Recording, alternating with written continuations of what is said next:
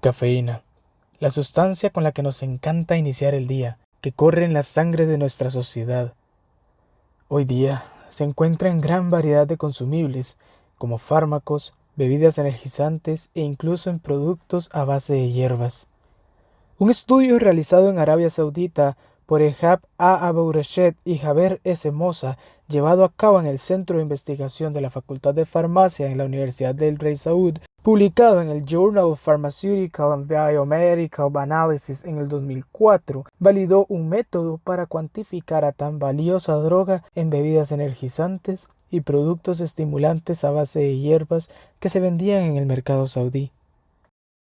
La cafeína, o 1,3,7-trimetilxantina, es el principal ingrediente alcaloide en muchas hierbas, como las hojas de té, los granos de café y el cacao, así como en otras plantas utilizadas para saborizantes, como el caso de semillas de guaraná y las nueces de cola. Esta sustancia actúa como agente estimulante del sistema nervioso central, que puede mantener a la persona más alerta y despierta. Su efecto farmacológico se obtiene al consumirlo en forma de extracto de hierbas o puro, y también se sintetiza para algunos medicamentos como los analgésicos. Una taza de 237 mililitros aproximadamente de té verde o negro contiene de 30 a 50 miligramos de cafeína, una taza de café de 80 a 100 miligramos de cafeína, mientras que en el caso de las bebidas energizantes varía entre los 40 y hasta los 250 miligramos por cada 8 onzas de líquido. De acuerdo con la FDA, ingerir cafeína en exceso puede poner en peligro la salud de las personas, considerando su peso, tratamientos médicos, su sensibilidad a los efectos, generando efectos como insomnio, nerviosismo, aumento de la frecuencia cardíaca, malestar estomacal y dolor de cabeza. En el peor de los casos puede causar hasta la muerte si se alcanzan niveles tóxicos de cafeína en el organismo.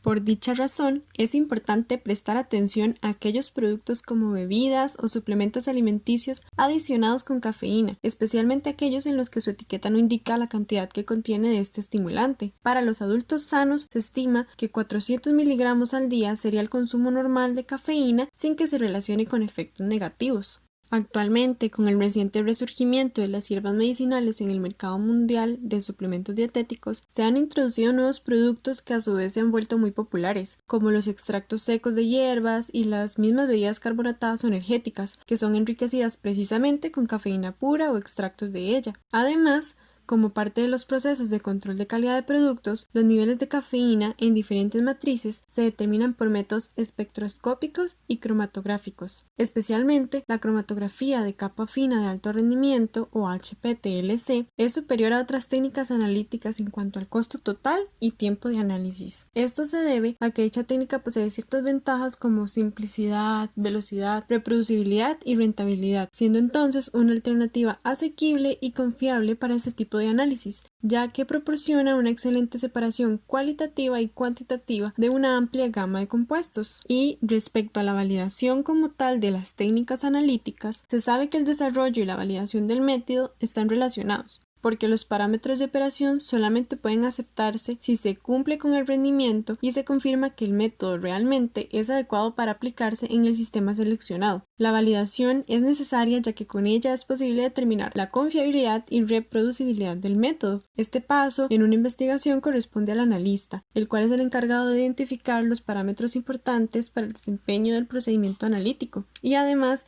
de diseñar el protocolo de validación con sus criterios de aceptación. En cuanto a objetivos, se buscó validar un método de cromatografía de capa fina de alto rendimiento o HPLC para la determinación de cafeína considerando los parámetros de especificidad, linealidad, recuperación, exactitud y precisión, medida como repetibilidad. Y segundo, encontrar la cantidad de cafeína en productos herbales estimulantes y bebidas energéticas del mercado saudí mediante la técnica de cromatografía de capa fina de alto rendimiento o HPLC. El artículo, en cuanto a los materiales, indica que utiliza cafeína pura obtenida de Merck como patrón, 3 productos herbales denominados HP por sus siglas en inglés y 6 bebidas energéticas ED por sus siglas en inglés. Los nombres son los que podemos ver en el recuadro. Todos los 9 son productos del mercado local y contienen cafeína, que sería el analito de estudio. También utilizan como una fase estacionaria placas de HPLC recubiertas con gel de sílice con dimensiones de 20 por 10 centímetros. Las placas se saturaron en cámaras de vidrio presaturadas durante 30 minutos con el solvente de extracción. Esto es aconsejable para mejorar la reproducibilidad y robustez del análisis cuantitativo. No se menciona en el artículo, pero además de eso, la placa debe secarse después a 120 grados durante 20 minutos en un horno y equilibrarse con la atmósfera del laboratorio, siempre protegida del polvo y humos. Como fase móvil se utilizó una combinación de acetato de etilo con metanol a 85 y 15% volumen-volumen. En este tipo de análisis las proporciones que se utilizan son buscando el mejor resultado cromatográfico. Esta se prepara midiendo el volumen de cada componente por separado y transfiriéndolos a una botella del tamaño apropiado, la cual se cierra y se agita para garantizar una mezcla adecuada. A partir de la cafeína pura prepararon las soluciones estándar. Primero, SS1, por sus siglas en inglés, con 10,7 miligramos de cafeína en 100 mililitros de metanol. Y segundo, SS2, con 21,4 miligramos de cafeína en 100 mililitros de metanol. La validación del método se lleva a cabo con el fin de que con pruebas de laboratorio se pueda corroborar que el rendimiento del método, en este caso HPLC, cumple con los requisitos para la aplicación analítica del estudio. Tanto el alcance como los parámetros de validación y los criterios de aceptación deben definirse al inicio del proceso. Dentro de los parámetros que se suelen monitorear para el método HPLC son la especificidad o selectividad, que corresponde a una medida del grado de interferencia que otros componentes como excipientes, impurezas y productos de degradación. Con su evaluación se puede determinar si una respuesta máxima realmente se debe a un solo componente, y en este caso se trataría de la cafeína. En el estudio inicialmente se obtuvo un espectro ultravioleta de cafeína para verificar la pureza del pico y se eligió una longitud de onda máxima de 275 nanómetros para su detección. Para el cálculo de la resolución máxima se aplicó la fórmula de RS es igual a 1,18 por distancia entre picos adyacentes entre la suma de dos anchuras máximas a medias alturas. El criterio de aceptación del RS es que éste sea mayor o igual a 1.0. En general, el criterio de aceptación de la especificidad se determina por la resolución, por el RF, que tiene que estar entre 0.1 y 0.9, y el factor de colas, que debe estar entre 0.9 y 1.1. Además, la cuantificación de un pico fortificado se tomó como una indicación adicional de especificidad. Luego está la recuperación, donde en la misma placa se colocaron 4 y 5 microlitros de la segunda solución estándar por cuadruplicado. Esta se calcula a partir de la fórmula porcentaje de recuperación es igual a la cafeína total menos la cafeína en el producto dividido en la cafeína que se encuentra en la solución estándar 2 y multiplicado por 100. Estos dos procesos fueron realizados simultáneamente. En cuanto a la curva de calibración, para los procedimientos basados en regresión no lineal, se recomienda lo que se realizó en esta ocasión, la aplicación de 4 puntos independientes o concentraciones de la primera solución estándar por triplicado, 2, 4, 8 y 12 microlitros equivalentes a 214, 428, 856 y 1284 nanogramos. Las placas fueron desarrolladas, secadas y escaneadas a 275 nanogramos. Las áreas de pico se almacenaron automáticamente en la computadora y con el software moderno se logra calcular resultados cuantitativos de los datos con la posibilidad de utilizar alternativas no lineales. Para evaluar la precisión, se mide la cantidad de resultados concordantes de las pruebas individuales del análisis repetido a una muestra. Específicamente, la repetibilidad se determinó realizando 4 análisis por muestra y evaluando el coeficiente de variación. Además, se verificó con el coeficiente de variación de la adición estándar a 3 niveles de concentración. La medición del área del pico debe presentar un RSD una desviación estándar relativa que no sea mayor a 2% basado en 7 mediciones repetidas. Los resultados muestran información sobre la variación que es causada por la preparación de la muestra, su aplicación y la evaluación de la misma en el ensayo en un corto periodo de tiempo. Finalmente, la exactitud, que permite determinar si existen sesgos en los resultados. fue evaluada al añadir 3 muestras del primer producto con la segunda solución estándar de concentración conocida. A la primera muestra de producto herbal, o HP1, se le añadió 1 mililitro de solución estándar 2 a 40 miligramos de esta muestra.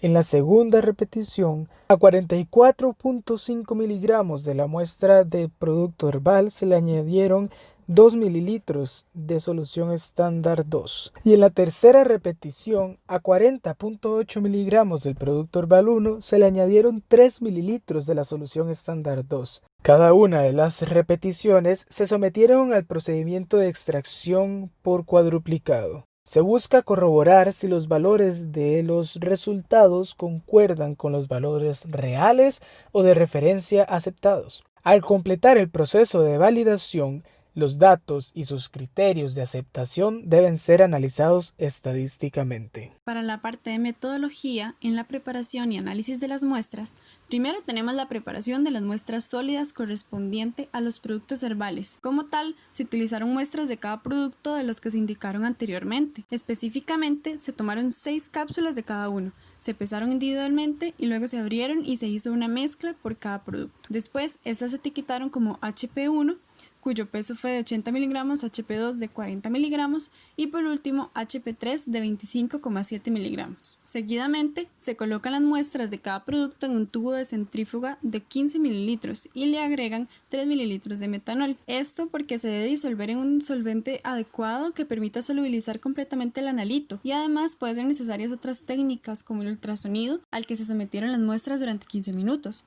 Porque al ser un producto preparado en una cápsula, no solamente va a tener cafeína, entonces esta debe disolverse y después se lleva a la centrífuga durante 5 minutos, con el fin de que todos los excipientes y otras sustancias en el producto se depositen, y así se toma solo el sobrenadante, en el que se va a encontrar toda la cafeína. Se realizó por triplicado para cada muestra.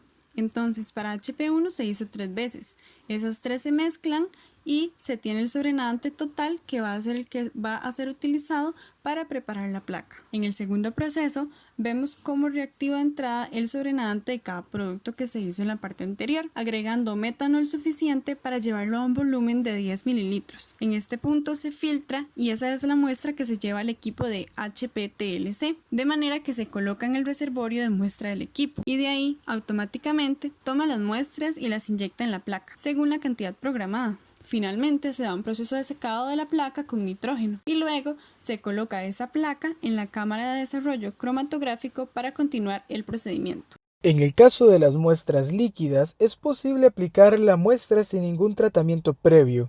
La bebida energética viene en latas, entonces el estudio toman 3 latas de cada producto y las mezclan. Se agitan hasta que la efervescencia se detenga y luego se coloca en el reservorio de muestras del equipo. De cada producto se va a colocar en la placa de 2 a 3 microlitros y por cuadruplicado, e igualmente se va a secar con una corriente de nitrógeno para después desarrollar la placa. Un punto importante es que en estos 2 casos en las placas, además de poner las muestras, siempre se debe poner un patrón. El artículo no dice explícitamente que lo utilicen, pero sí lo utilizaron porque lo necesitan para hacer el análisis posterior.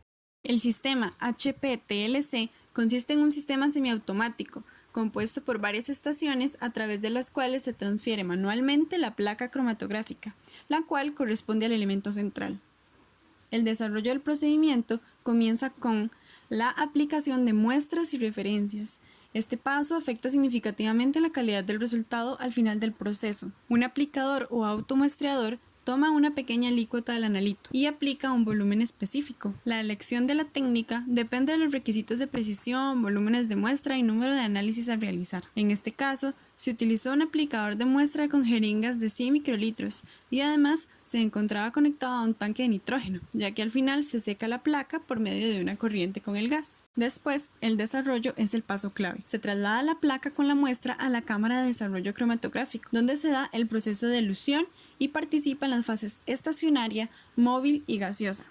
Entonces, la placa se pone en contacto con la fase móvil y se supervisa la migración. La cámara seleccionada y su configuración son importantes en la capacidad de reproducir la cromatografía. En caso de las cámaras automáticas, el objetivo principal es que el desarrollo sea más reproducible e independiente de la interacción humana y los efectos ambientales. Al retirarse la placa, se debe dejar secar. Como tercer paso, debido a que todos los analitos permanecen en la placa, se encuentra el proceso de derivación, donde se da la aplicación de reactivos cromógenos en la placa, los cuales permiten identificar grupos de compuestos por la formación de complejos coloridos. Esto permite detectar las sustancias que no responden a la luz visible o ultravioleta. Para la cafeína en específico, al tratarse de un alcaloide, se pueden utilizar como reactivos vapor de yodo o el reactivo de Dragendorf. La transferencia de los reactivos líquidos se puede elegir entre pulverización o inmersión manual, donde las placas de HPTLC se sumergen con velocidad vertical uniforme. Esta última se usa particularmente cuando se pretende una evaluación cuantitativa. En la mayoría de los casos, debe completarse este proceso con un tratamiento térmico aplicado a la placa. Posteriormente, para la detección se utiliza un densitómetro, o sea, un escáner TLC conectado a una computadora, con el cual analizar la muestra y medir la absorbancia en los diferentes puntos donde hay sustancias que fueron separadas. Este fue configurado para la máxima optimización de la luz. Las sustancias coloreadas se pueden ver directamente en la placa y para la adquisición electrónica de imágenes, una cámara digital captura la luz policromática visible. Los compuestos que absorben la luz ultravioleta de 254 nanómetros se visualizan con un indicador de fluorescencia que es colocado en la fase estacionaria de la placa y excitado por una lámpara ultravioleta de onda corta y onda larga. Estos espectros pueden registrarse y utilizarse para analizar e identificar compuestos con el software adecuado. Realmente esta es la primera opción, ya que no es destructiva. Finalmente, el software es el encargado de integrar toda la información recopilada. En este estudio, los investigadores utilizaron el software WinCats para el análisis de regresión y los datos estadísticos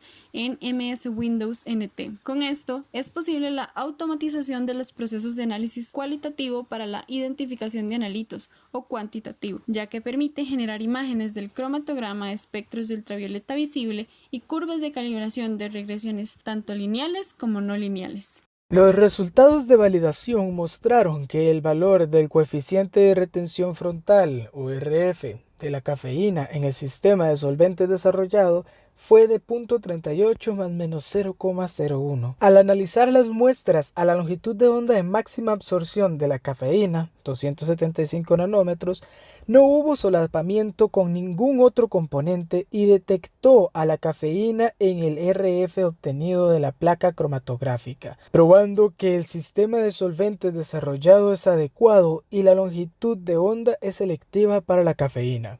El perfil cromatográfico de la mayoría de las muestras resultó sencillo, mostrando a la cafeína como su componente principal, mientras que en las placas restantes la resolución de línea base, o mejor dicho, el grado de separación entre los picos entre la cafeína y los picos adyacentes, fue obvia al tener valores mayores o iguales a 1. A estas últimas muestras se les realizó un espectro ultravioleta con el fin de asegurar la pureza del pico de cafeína. La regresión polinomial de los datos de cafeína estándar resultaron en una curva de calibración con la ecuación Y es igual a 796,091 más 14,651x menos 0,004x al cuadrado, con un coeficiente de regresión R de 0,999 y una desviación estándar de 1,33.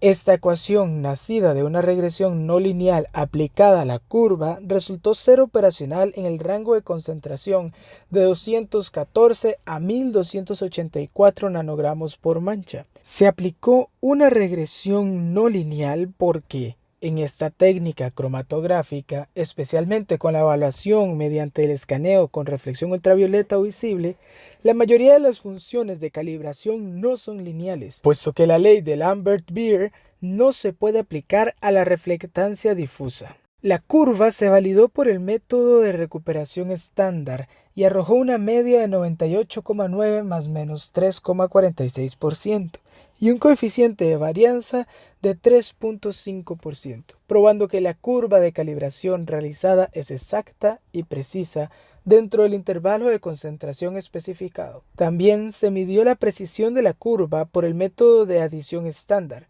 utilizando la muestra de cola con 3 niveles de concentración de cafeína estándar añadidos, dando como resultado un valor de recuperación medio de 99,8 más menos 2,87%. La repetibilidad general del método se determinó calculando el coeficiente de varianza en los experimentos de validación y análisis de muestras, el cual estaba dentro del 5% en todos los casos.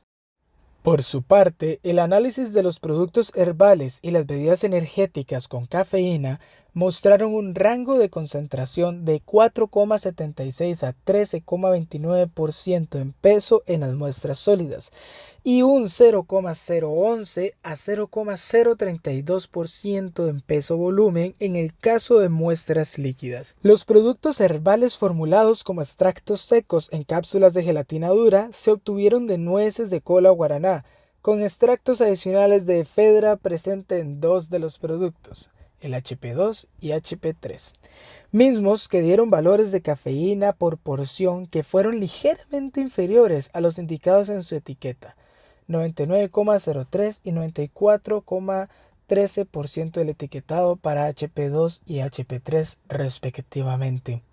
El producto de extracto de cola proporcionó la menor cantidad de cafeína por porción, 33,32 miligramos, mientras que el producto Mega Repeat HP2 proporcionó la mayor cantidad de cafeína, 198 miligramos, que incluso fue mucho más alta que la presente en una taza de café promedio. En cuanto a las bebidas energéticas, 4 productos ED del 1 al 4 indicaban en la etiqueta la cantidad de cafeína que efectivamente estaba presente.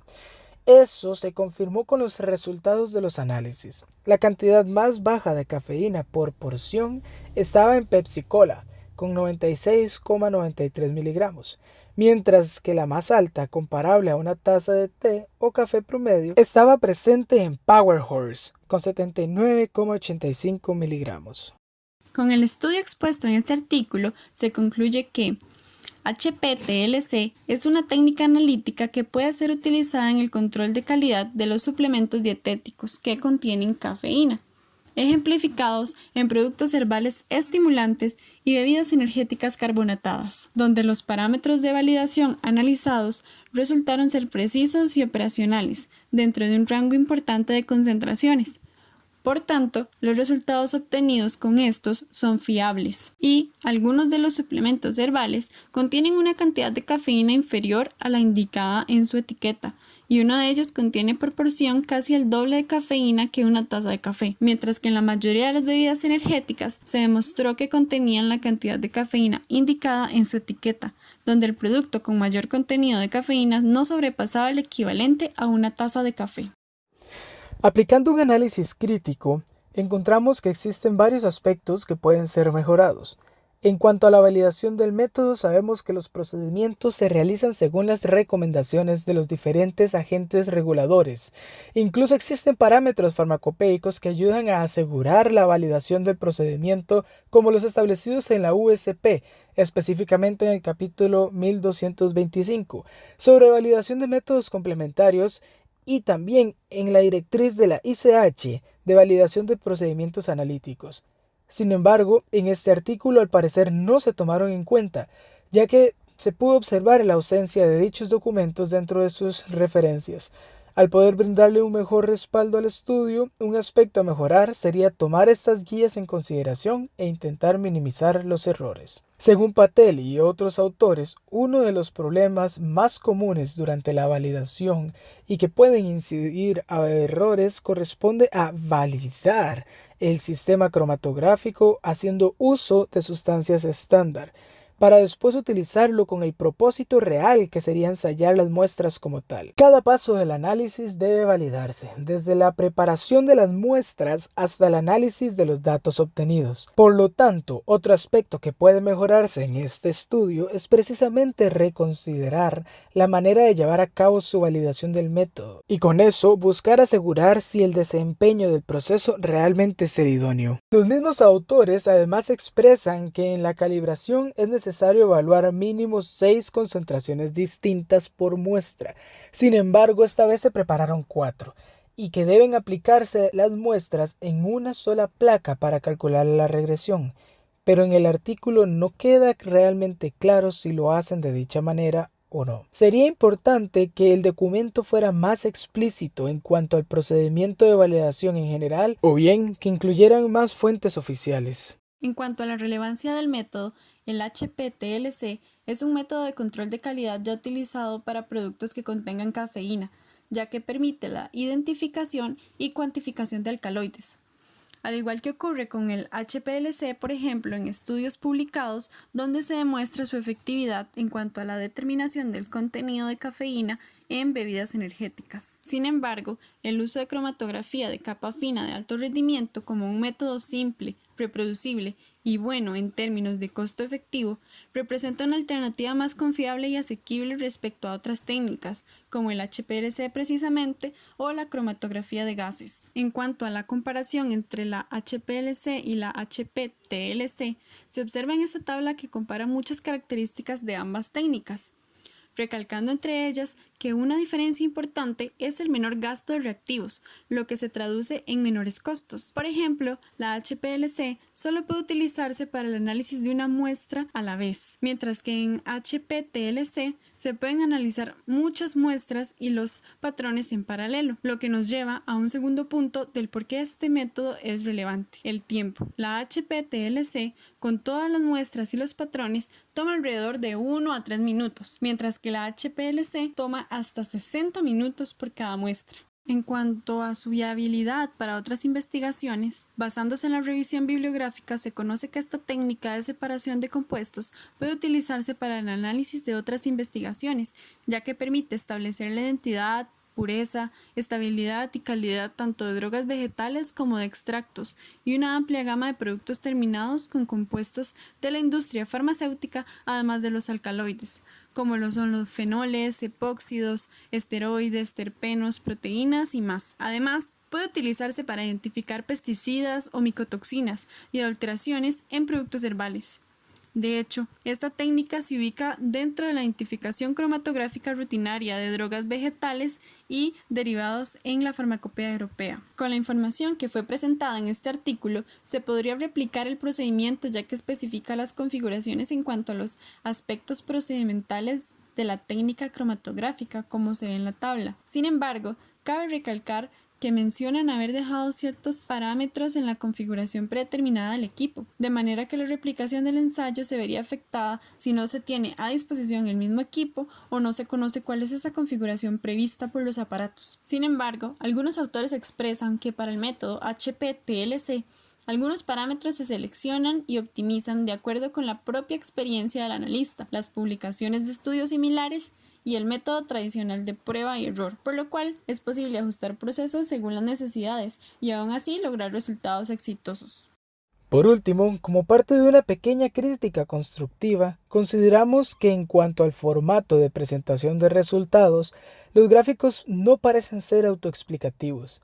Los demás resultados per se tampoco son claros, porque estos no fueron analizados a profundidad y la discusión fue escasa en la explicación de los mismos o en posibles factores que podrían influir en el desarrollo de la técnica. Sin embargo, sí hubo coherencia entre los objetivos planteados inicialmente y la metodología desarrollada con HPTLC, permitiendo identificar y cuantificar la cafeína en los distintos productos herbales y bebidas energizantes del mercado local saudí. Muchas gracias.